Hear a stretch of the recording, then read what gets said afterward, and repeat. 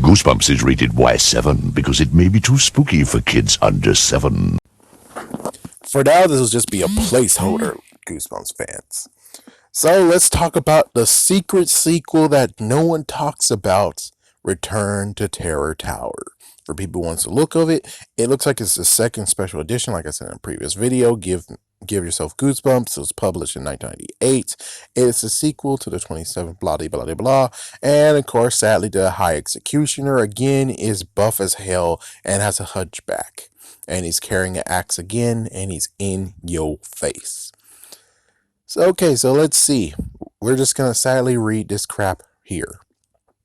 Pack your bags, and get going back in time.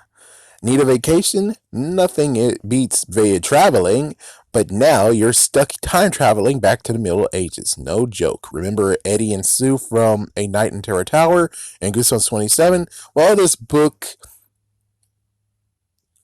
this book, their story continues, and you're in it. Can you help Eddie and Sue escape from the tower again? You'll have to get past a ferocious dragon.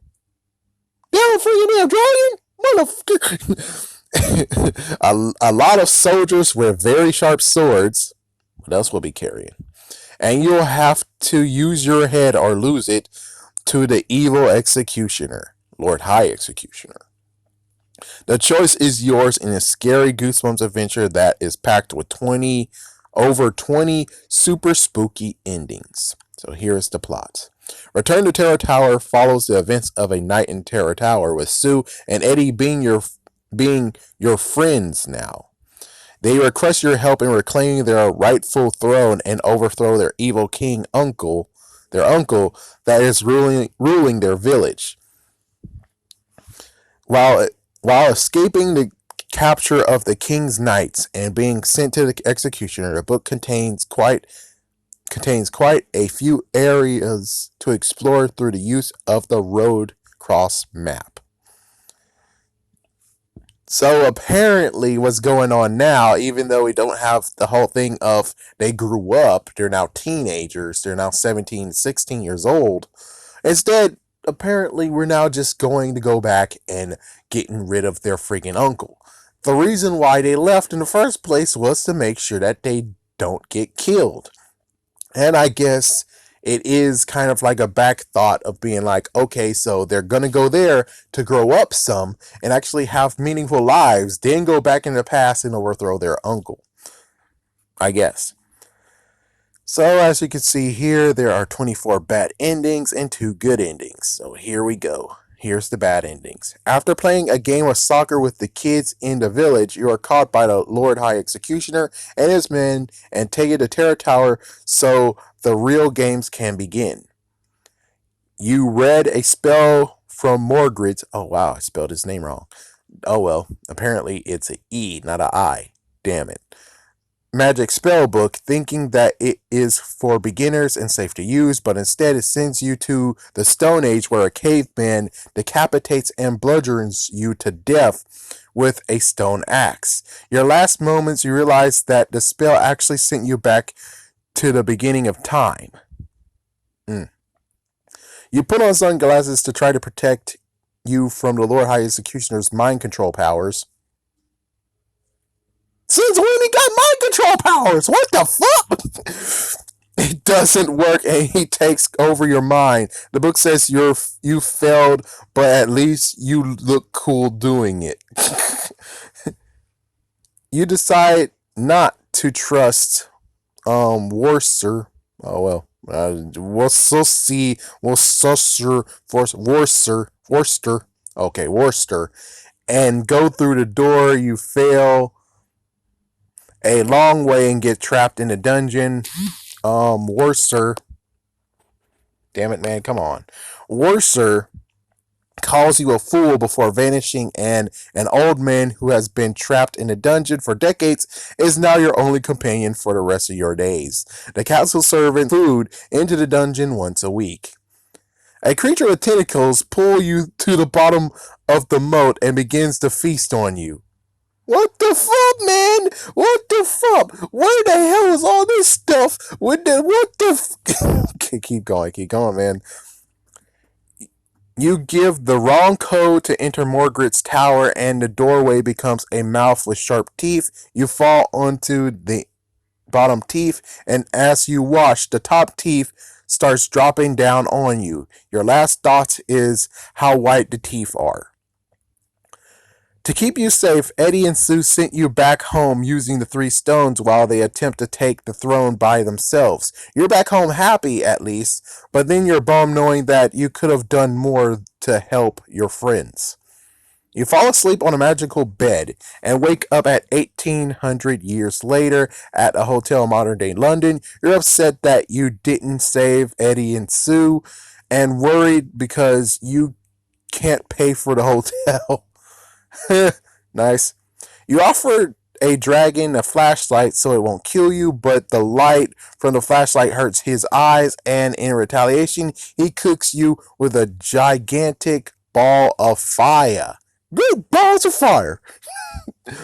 You've decided not to travel in time with Eddie and Sue at the start of the book because you think that your friends are two nut jobs and you hang out by yourself for the whole afternoon. These kinds of endings are never fun. Worser turns out to be the executioner in disguise and takes you to the tower. Son of a bitch. A woman whom you thought was hiding you from the soldiers instead betrays you to the soldiers for a reward. Oh crap, that bastard again? That freaking woman again? What the frick? Why the hell are you still here? Go home, you dumb bastard! Don't you have enough money? After time traveling to the medieval era with Sue and Eddie, you wake up and find you're in a barn and your friends are missing. You heard a noise outside and go to investigate. But since you're still wearing modern clothes, a band of soldiers quickly spot you, captures you, and takes you to the Terror Tower. You realize that the Lord High Executioner has been to your own time during the events of the first book and look know what to look out for. You give Robin a tape player as a means of convincing her that you're from the future, but the music is so terrible that Robin and her friends think that the tape player is black magic, that you are a practicer of dark magic, and they end up burning you at the stake. Son of a bitch. You are captured, and King Robert orders you to dance for him. When you get too tired to continue, he has his soldiers kill you. Skeletons which have been burned by the dragon skin you alive for your lovely new skin. While sneaking into King Robert's castle, you run into a servant who tells you to work. You try to explain to him that you're not a fellow servant, but he mistakes you as being undisciplined, and we'll be back after these damn messages. And we'll try to continue now. The servants punish you by tying you up to the stocks and telling the crowd to bombard you with dirt, rocks, sticks, and some nasty stuff, such as raw eggs. You, Eddie, and Sue are trapped in a room and cannot escape because you don't have all three stones. The executioner and his men break in and starts torturing you with his telekinetic powers. When did he get that? You trust a group of merry men and follow them to their campsite, which is in a cave, for a meal, but they turned out to be ogres and have you for a meal instead. We're doing their ogres! You use the stones to try and escape from the soldiers, but instead you transport tourists from your own time into Terror Tower. You yell at them to run for their lives. The soldiers drag you away, but they don't believe you and call you a terrible actor. Well, it looks like they're gonna die too, you dumb bastards. They tried to escape Terror Tower, but are instead captured and become a slave to the executioner. You try and enter Terror Tower by turning a doorknob, but instead you turned into a stone statue. To avoid a potential confrontation with the children in the village, you tell them you are doing homework.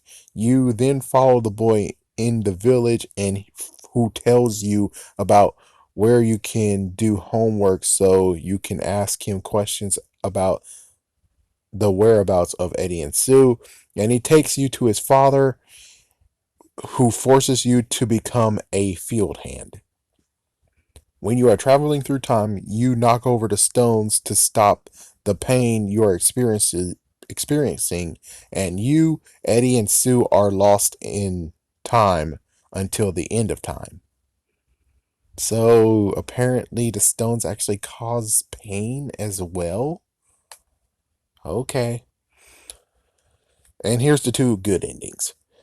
Robin rescues you, Eddie, and Sue from King Robert and takes you to the forest. You end up joining Robin's band and invent the slogan, "We'll steal from the rich and give to the poor."